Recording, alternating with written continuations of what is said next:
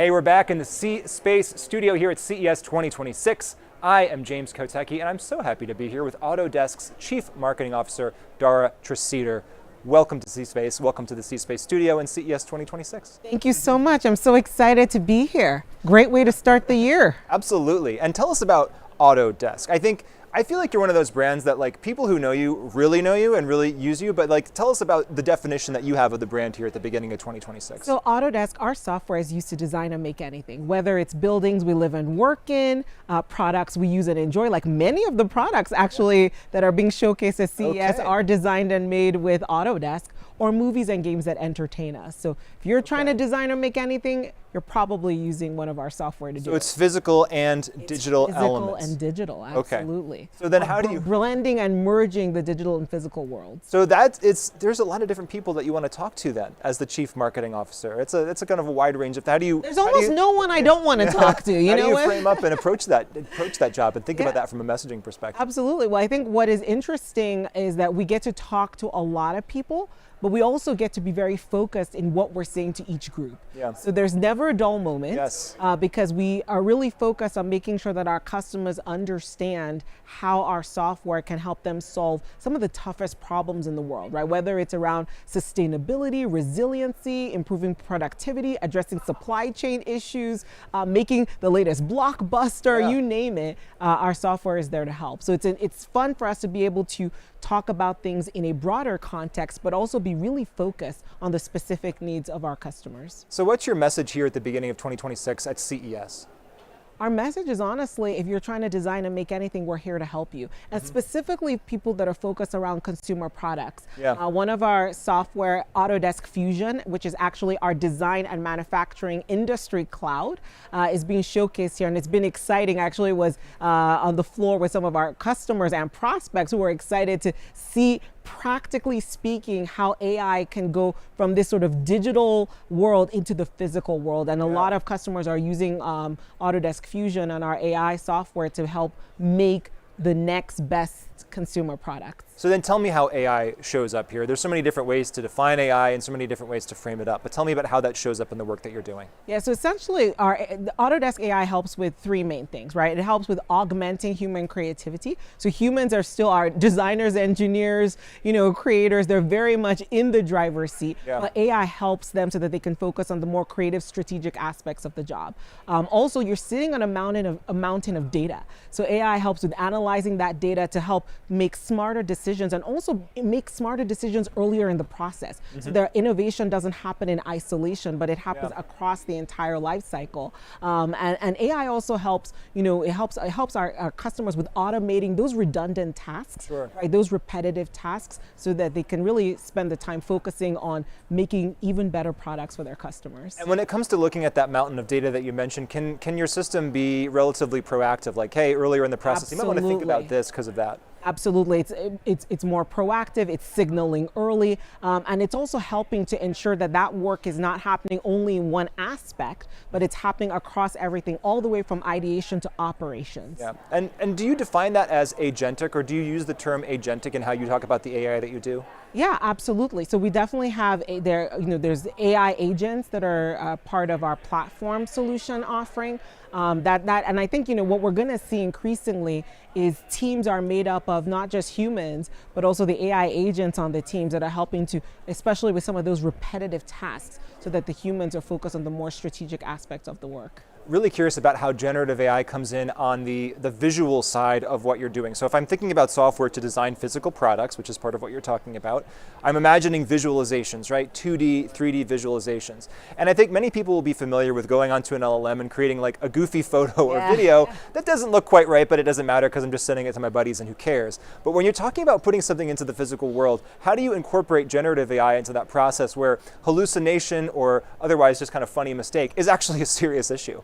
Yeah, I think this is one of the things that, I think Autodesk does really, really well, is that precision is so important.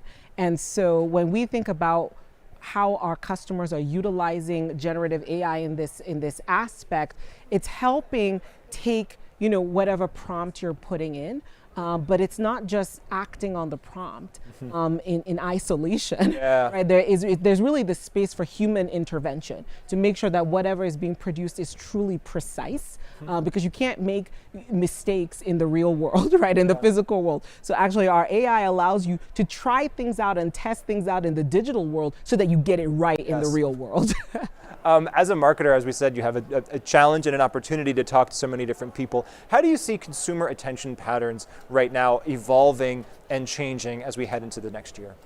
You know, I think that consumers, there's a lot of slop out there. Yes. And so consumers right now, they do not want friction, and they don't want anything that is inauthentic. So they can kind of see through inauthenticity and friction. Yeah. And so our job is to really create a seamless journey for our customers, bridging all of the experiences.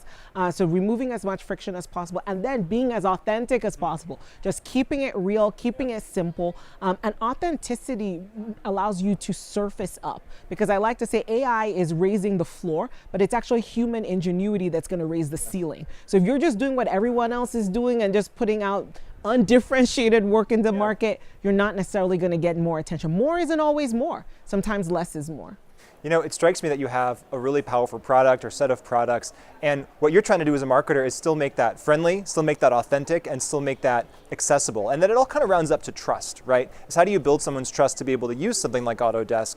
And is trust a word that kind of guides the process of how you're thinking about all this? Absolutely. We are so focused on being a trusted partner to our customers. If you think about it, there's so much change happening, and our job is to help our customers navigate that change, right? Navigate the challenges, but also make the most of the opportunities that are in front of them. And so trust is at the very heart of what we do. And you know, trust is one of those things that's earned in drops, but lost in buckets. So we're really focused on being as transparent as possible with our customers. In fact, we have these, we call them transparency AI cards. They're almost like nutrient cards, right? If you're buying something at the store, you can look at it and say, oh, this has got, you know, how many grams of protein, how many carbs. We have that for our AI. So we have these transparency cards that allow you to understand what is the AI that you're utilizing, what's in it, and how can you utilize it. So that continued transparency, I think, is something that we're really leaning into to ensure that we're building trust with our customers. 500 grams of training. Exactly. Whatever it is. So I want to ask you about sustainability, which is always an important topic here at CES. Are there, I mean, it's interesting, probably, because you can probably look at the different things that people are using Autodesk to do and see maybe different trends in the sustainability space when it comes to technology.